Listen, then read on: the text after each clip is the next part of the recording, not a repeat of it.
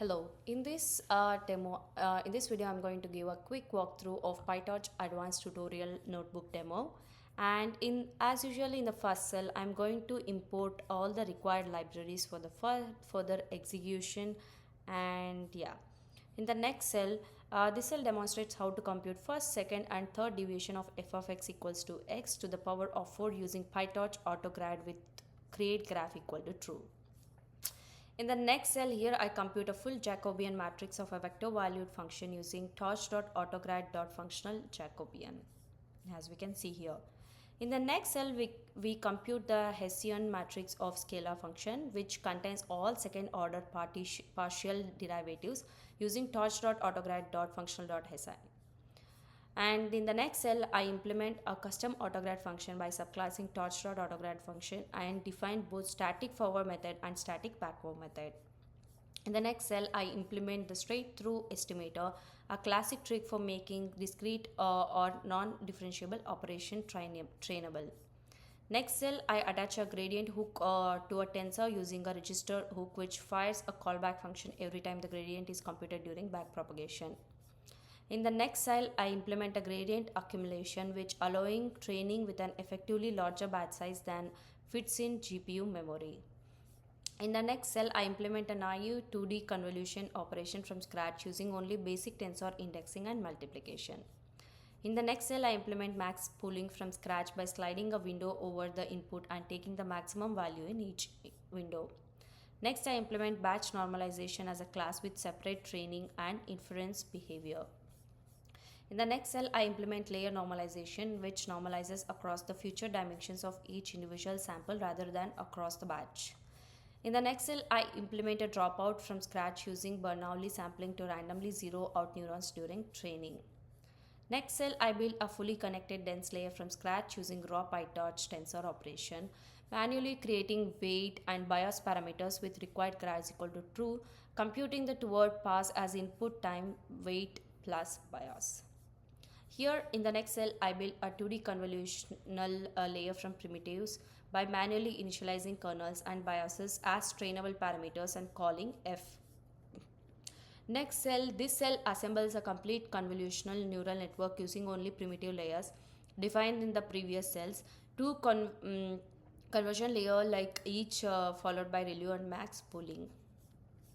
In the next cell, I define a custom dense layer by inheriting from a nn dot module and wrapping the weights and bias tensor in nn dot parameters so PyTorch tracks them automatically. In the next cell, this cell implements a complete self-attention layer as nn dot module, computing query key and value projection from the input. Next cell here, I implement a spectral normalization as nn dot module wrapper that constrains the largest singular value of the weight matrix to be at most 1. Next cell implements a ResNet style residual block where the output is f of x plus x, meaning the network learns a residual correction rather than the full mapping. Next cell, I implement the squeeze and excitation block which adds channel-wise attention to a convolution future map. Next cell, this cell implements a complete transformer encoder block using pre-norm architecture which applies layer normalization before both the multi-head attention and feed-forward sublayers. Next here, I define a complete custom training loop function that handles moving data to the correct device, running forward and backward passes, stepping the optimizer. Next, this cell implements a single training step with gradient clipping using all these functions which we gradient clapping caps the global norms of all ingredients to a maximum value. Next here I demonstrate all the major PyTorch learning rate schedulers which we can see here, all the step LR and all these schedulers and plot how the learning rate changes over training. Next, this cell loads the sklearn digits datasets, applies standard scaling, splits into training and test assets, and convert everything to PyTorch tensors. In the next cell here, I define a mini ResNet, a custom residual network that combines all the advanced blocks from the notebook, a convolution 2D initial layer with batch norm, two residual blocks, a squeeze and excitation channel, attention block, and a fully connected classifier head. In the next cell, this cell demonstrate creates data loaders for training and testing, sets up the Adam optimizer and a cosine annealing LR scheduler, defines cross entropy loss and runs the fully training loop. Next, here I plot the training and validation loss curves alongside the accuracy curves in a two-panel figure. Yeah.